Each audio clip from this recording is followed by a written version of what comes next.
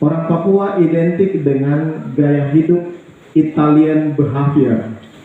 Dong bilang itu gaya hidupnya sama dengan orang Italia. Kita orang Papua itu kasih besar sekali. Punya kasih besar sekali. Dan kasih yang ada di orang Papua itu kita tidak temukan di suku-suku lain yang ada di Indonesia, bahkan mungkin di luar. Dan itu bisa kita lihat dari hal-hal yang sederhana di sekitar kita. Waktu kita jalan, waktu di Jawa atau di tempat-tempat lain, kadang ada pengemis atau apa, orang seperti tidak melihat sesuatu, seperti tidak lihat ada orang yang minta-minta atau orang-orang yang kasihan, seperti tidak peduli. Duduk di mobil, orang sampai kasih tangan begini tidak ada perhatian, tapi bersyukur kalau kasih yang dari Yesus, kasih yang suci, yang putih itu ada di orang Papua. Amin. Kita ini cepat marah.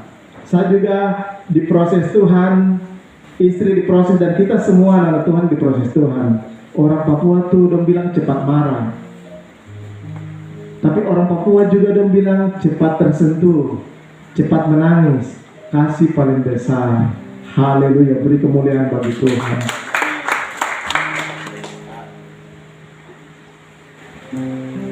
Ilmu pengetahuan dan teknologi sekarang sudah datang.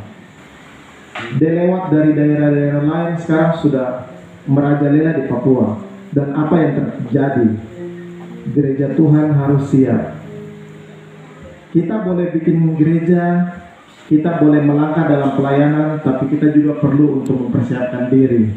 Karena teknologi itu waktu kita tidak melangkah maju mengikutinya, itu sama saja kita sedang melangkah mundur. Teknologi itu bukan Tuhan. Kita Tuhan tetap satu-satunya Tuhan Yesus. Tidak ada yang lain yang bisa menggantikannya.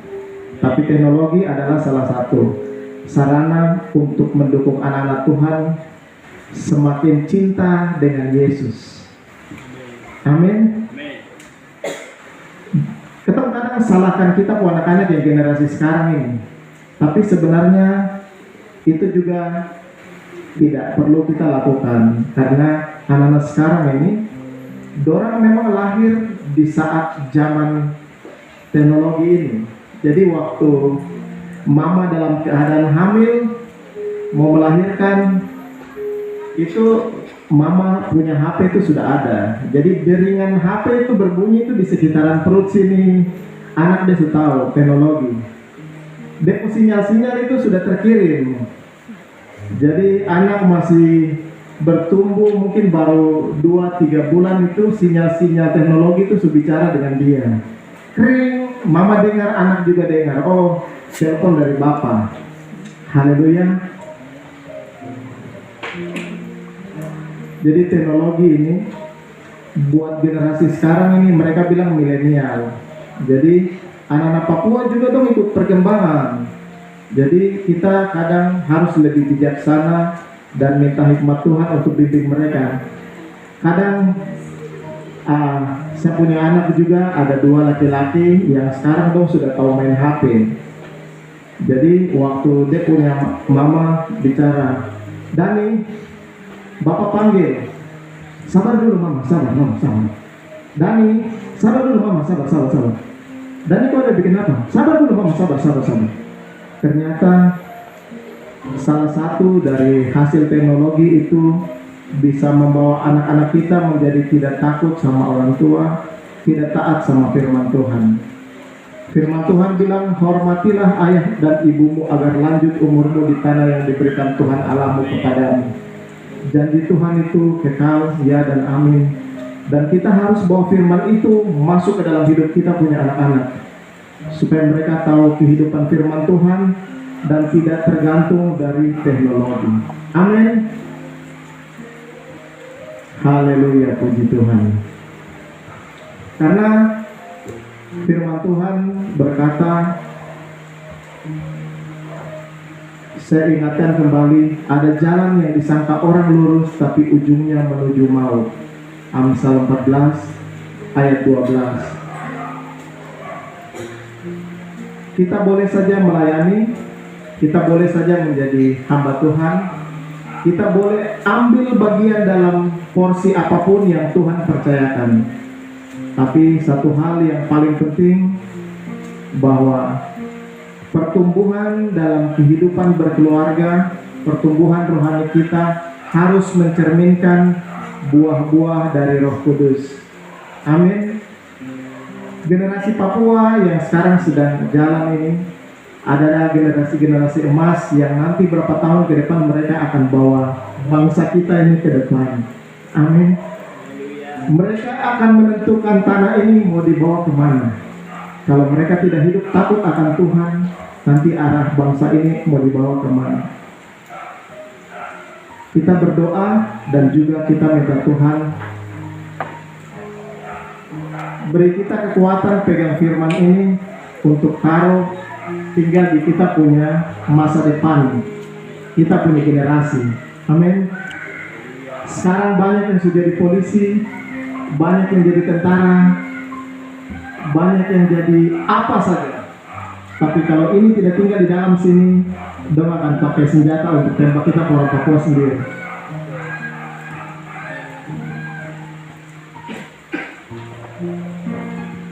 Saya menangis bukan karena apa, tapi saya sayang dengan satunya orang Papua. Dan saya tahu sebelum saya menangis, banyak orang Papua sebelum kami, mereka juga menangis. Mau sampai kapan kita menangis terus? Kita punya Tuhan yang besar, Tuhan yang sudah utus penginjil dari Jerman sana jauh-jauh datang ke Papua sini untuk lepaskan kata berkat buat kita orang Papua. Amin. Biarlah kebenaran dari Kristus boleh dinyatakan dan namanya boleh dimuliakan. Bangsa Papua boleh menari-nari bersuka cita, bersorak-sorak untuk Raja segala Raja, Tuhan di atas segala Tuhan. Amin.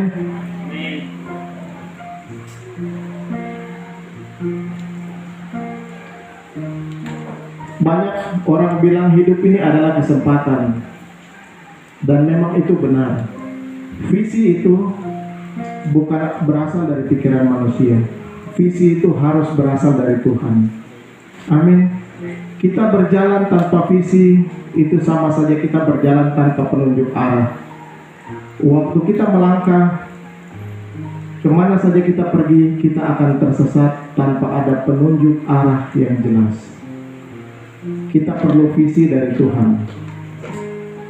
Saya waktu pertama mau datang ke gereja di sini, saya bilang sama Tuhan, Tuhan gereja ini saya belum tahu. Saya tanya dengan Bapak Ade sudah kasih gambaran, tapi walaupun mungkin kelihatannya mudah, tapi saya kesulitan juga untuk cari arahnya. Sampai di sini ternyata juga banyak tikungan, jadi hampir saya masuk di gereja lain. Visi itu seperti sesuatu gambaran masa depan, di mana di situ ada karya Tuhan yang indah yang Tuhan siapkan. Saya mau melangkah, saya mau pergi ke Imbi, saya jalan ke jalan besar, kemudian ada kendaraan lewat, saya harus ambil tindakan. Saya harus left turn, mobil berhenti, waktu mobil berhenti saya harus naik. Waktu saya naik di dalam kendaraan, saya harus duduk dengan baik. Waktu kendaraan berjalan, jendela terbuka, angin akan meniup, spoi-spoi. Waktu kendaraan berjalan, bisa saja ada goncangan waktu ada lubang. Kalau saya tidak duduk dengan baik, saya bisa terjatuh, bisa juga terlempar keluar, bisa juga mungkin saya terlalu terlena, akhirnya saya mengantuk tertidur, tujuan saya ke Imbi mungkin bisa saja terlewat.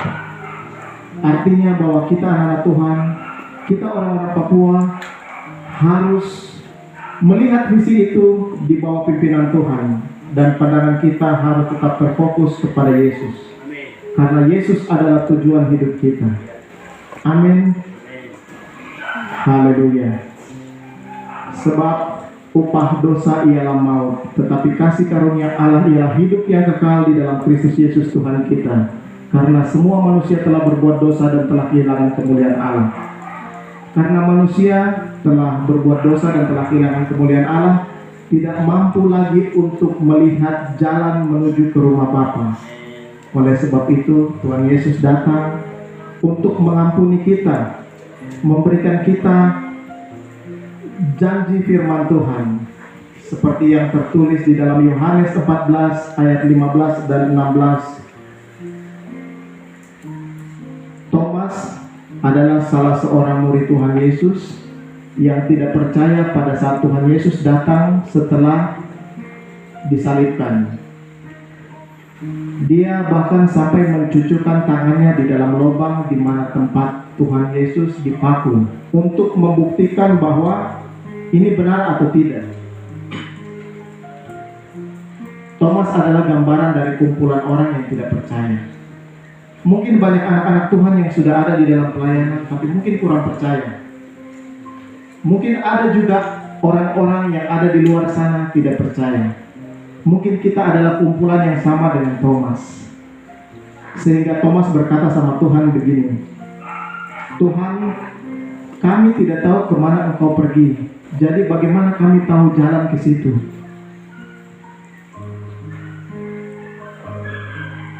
Tuhan Yesus menjawab, bagi Thomas dan juga bagi kita semua orang-orang yang dikasihi Tuhan, Akulah jalan, kebenaran, dan hidup. Tidak seorang pun sampai kepada Bapa kalau tidak melalui Aku. Amin. Nama jalannya tadi sudah jelas, jalan kebenaran dan hidup. Waktu kita telah berjalan di dalam jalan kebenaran dan hidup, jangan coba-coba untuk main-main di luar. Karena jalan kebenaran dan hidup itu di situ ada rambu-rambu. Jadi tadi firman Tuhan di dalam Yeremia 31 ayat 21, firman Tuhan berkata, dirikanlah bagimu rambu-rambu jalan, pasanglah bagimu tanda-tanda jalan, yakni jalan yang kau tempuh. Di dalam rambu-rambu jalan itu ada pilihan. Waktu rambu-rambu itu berwarna hijau, artinya mari kita bersukacita, berjalan bersama-sama, bergandengan tangan dengan firman Tuhan dan pengurapan Roh Kudus. Mari kita berlomba. Haleluya, seperti kata Rasul Paulus, kita berlomba menuju ke rumah Bapa. Banyaklah tempat bagi setiap orang yang mengasihi Dia. Pada saat kita mulai keliru, kita mulai kompromi, lampu kuning mulai menyala. Artinya, keep looking to Jesus. Tetap arahkan pandangan kepada Yesus. Kalau kita lengah, kita akan keluar, dan akhirnya boleh saja kita di gereja dan kita menyanyi, haleluya, ku mau nyanyi tentang Dia, haleluya. Ku mau nyanyi tentang Dia, haleluya. Akhirnya kita tidak menghargai hadirat Tuhan. Karena kasih karunia kamu diselamatkan oleh iman itu bukan hasil usahamu, tetapi pemberian dari Allah. Jangan ada yang memegahkan diri, karena firman Tuhan berkata, barang siapa meremehkan firman, ia akan menanggung akibatnya. Haleluya.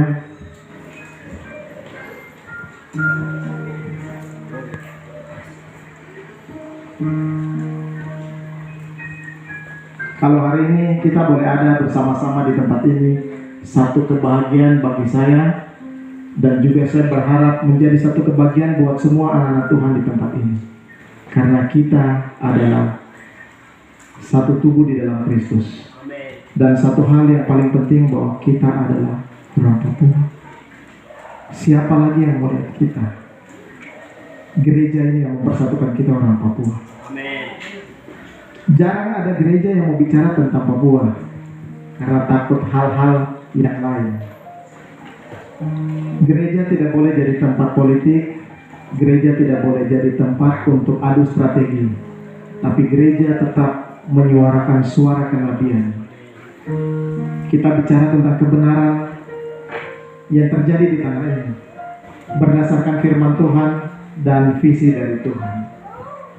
Karena ke depan, ketemu ini berapa banyak kalau kita tidak jaga kita punya generasi ke depan. Siapa lagi yang mau jaga kita? Bapak Gubernur juga sudah capek, ketemu pejabat-pejabat dan juga sudah capek. Kita, Tuhan tidak pernah salah. Ada salah satu lagu yang saya sering senang sekali untuk menyanyikan, bahwa di situ lagu itu berkata begini: Tuhan tidak pernah janji langit selalu biru, tetapi Dia berjanji selalu menyertai. Tuhan tidak pernah janji jalan itu selalu rata, tapi Dia berjanji Dia akan berikan kekuatan bagi kita orang apapun.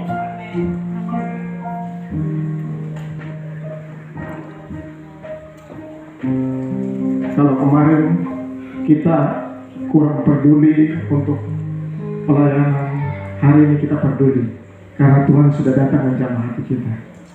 Kita berdoa untuk Bapak Gembala, berdoa untuk Mama Gembala, berdoa untuk hamba Tuhan supaya mereka juga kuat, karena yang berdoa untuk tanah Papua ini hamba Tuhan. Banyak hal terjadi di luar sana, banyak ketidakadilan dan banyak hal yang terjadi, tapi lewat itu semua nama Tuhan akan dipermuliakan. Amin. Seperti janji firman Tuhan, satu ketika nanti dari ujung timur akan muncul mutiara-mutiara. Amin. Tuhan Yesus tolong kita. Haleluya. Mari kita berdoa.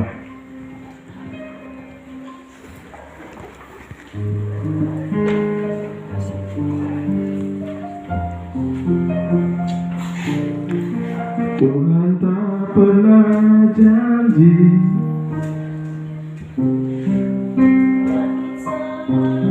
biru, janji selalu menyertai.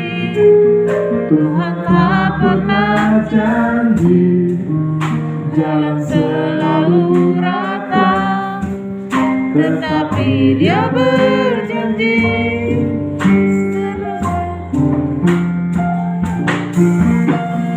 haleluya. Jangan pernah menyerah, jangan berputus asa. mujizat Tuhan ada. Yang Amin, percaya, Jangan berputus asa, mujizat Tuhan ada. bagi yang percaya. Mari sejemput kita bangkit berdiri. Sebentar kita akan berdoa. Kita sama-sama akan berdoa untuk kita punya orang Papua, kita punya tanah ini. Haleluya.